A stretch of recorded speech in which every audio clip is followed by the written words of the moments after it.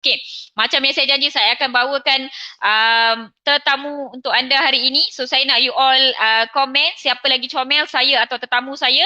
Saya bawakan kepada anda dengan topik sakit tulang musim sejuk. Saya jemput Dr. Asfar Rizal Ahmad, consultant orthopedic and arthroscopic shoulder and knee surgeon, ataupun pakar tulang dan ortopedik, pakar tulang. Okay.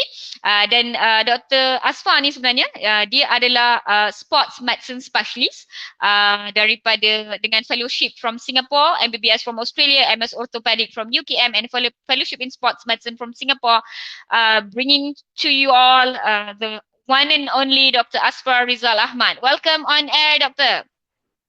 Hello. Assalamualaikum. Good Hi, evening to Doctor. everyone. Okay, so you all semua. Okay. Thank you for coming to sesi live Dr. Mala hari ini. Apa khabar, Doktor? Baik, Alhamdulillah. Thank you for having me tonight, Mala. Thank you. So you all semua komen dekat ruang komen. Siapa lagi comel, saya atau Dr. Asfar. Nanti saya nak tengok backstage. Tolong tag komen yang paling best. Doktor, sebagai orthopedic surgeon, macam mana doktor, how are you looking at COVID situation sekarang, and bagaimana ia sebenarnya affecting patient-patient Dr. Asfar sendiri? Okay. Sejak pandemik ni melanda daripada March last year, memang volume ataupun bilangan pesakit memang berkurang. Terutamanya daripada segi kes-kes trauma, kes-kes accident, kes-kes motosikal accident, kes-kes yang jatuh di kilang, terpotong tangan dan sebagainya, ada banyak berkurang. Jadi bila patient banyak berkurang, jadi kes-kes yang masuk tu tertumpu pada aksiden yang berlaku di rumah. Contohnya yang cat rumah dan jatuh dari tangga cat rumah, yang kena gigit anjing sebab anjing pun boring sama-sama dengan tuan dia. Jadi banyak-banyak kes gitu yang saya terima masa pandemik. Tapi banyak juga kes-kes yang work from home. Work from home contohnya back pain, neck pain, shoulder pain, ankle pain. Sebab dia orang ni sebab terlalu lama sangat duduk menghadap komputer, bos panggil menghadap meeting berjam-jam, and duduk sampai 8 jam sehari tak bangun-bangun. Lepas tu kerusi pula tu, kursi meja makan yang tak ada lumbar support and then very hard surface. Jadi sangat tak selesa. So, and then dia pun ni dapat back pain. Banyak-banyak kes macam ni lah yang datang time-time pandemik ni. Betul. Saya sendiri, yalah, doktor tahu saya Jonah, Dr. Asfar tahu kalau saya kerja, Dr. Asfar memang berkampung dekat emergency department. So, sebenarnya memang banyak patient yang sakit belakang, sakit leher, sakit bahu, siku, lutut dan tumit dan betul macam yang Dr. Asfar cakap, kebelakangan ini ketika work from home memang kes-kes sebegini lebih banyak yang dia mengambil tempat kes accident sebelum ni. Jadi apa sebenarnya yang menyebabkan sakit tulang ni, doktor? Kenapa kami, saya termasuk saya lah kenapa kami sakit tulang? Macam saya ni sakit leher ni macam ada je benda duduk dekat atas leher saya ni all the time. Apa maksud sakit tulang, doktor? Sakit tulang ni sebenarnya satu terma yang general tau, sangat luas, sangat vague. So bila orang kata sakit tulang, tak semestinya yang masalahnya tulang. Dia kita panggil sistem musculoskeletal. Maksudnya masalah tu boleh ada pada tulang atau boleh ada pada otot atau muscle kita, pada tendon, ligament, cartilage, dan joint, sendi. Itu biasanya puncanya. And then bila sakit tulang ni lebih common, especially sakit sendi, dalam pesakit yang sedentary, yang tak aktif. Dia tidak aktif. So bila time PKP ni kita dah tak boleh keluar, nak jogging pun dah tak boleh dah sekarang. So kita duduk rumah saja and then tak bangun-bangun. So kita punya joint tak bergerak. Mana saya punya joint? Nas, joint saya mana? Ni. Contohnya kita punya joint ni kan, kalau tak bergerak, dia akan sangkut, dia akan stuck macam tu. So dia pun tak ada pelinciran. So kita kena selalu gerakkan dengan exercise. So itu masalah dengan PKP ni. Lepas tu bila sakit tu pula, and then kalau cuaca cuaca contohnya.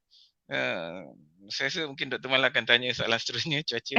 Jadi Jadi saya betul doktor. Kenapa macam saya selalu komplain dekat Dr. Asfar, setiap kali ha, sejuk saya sakit tulang, setiap kali hmm, aircon kuat saya sakit tulang. Dan ha, sakit ni kan, dia macam ni tau hmm, doktor. Dia bukannya saya sakit sangat. Okay, saya rasa macam ada 2 kilo atas bahu saya. Saya sakit sangat tapi dengan hmm, sakit ni, saya masih boleh masak, saya boleh bekerja, saya boleh menulis. Tapi hmm, saya sakit sangat. Jadi bila saya kata hmm, sakit, orang macam tak percaya saya sakit. Tapi saya sakit hmm, ni. Jadi kenapa hmm. sakit ini lebih signifikan atau menjadi lebih teruk dalam musim sejuk? Dan ini bukan saya buat cerita tau doktor. Daripada Ha, zaman tok nenek moyang kita, memang orang kata okey. kan sejuk nanti kan hang sakit tulang kalau tak pantang elok-elok. Jadi kenapa sakit ini lebih menjadi ketara apabila cuaca sejuk ataupun temperature drop? Betul ke doktor?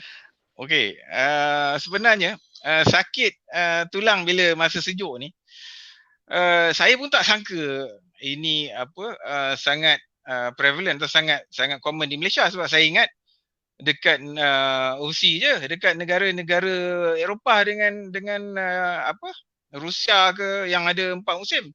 Yang mana dia punya winter tu temperature boleh turun sampai -10 kan, Mhm. -15. So tapi rupanya dekat Malaysia ni bila time musim hujan ni pun banyak juga kes-kes ni. Sebenarnya malah Mhm. saya pun sempat buat research sebelum tadi. Sebelum tadi. Uh, Doktor tak tahu kenapa.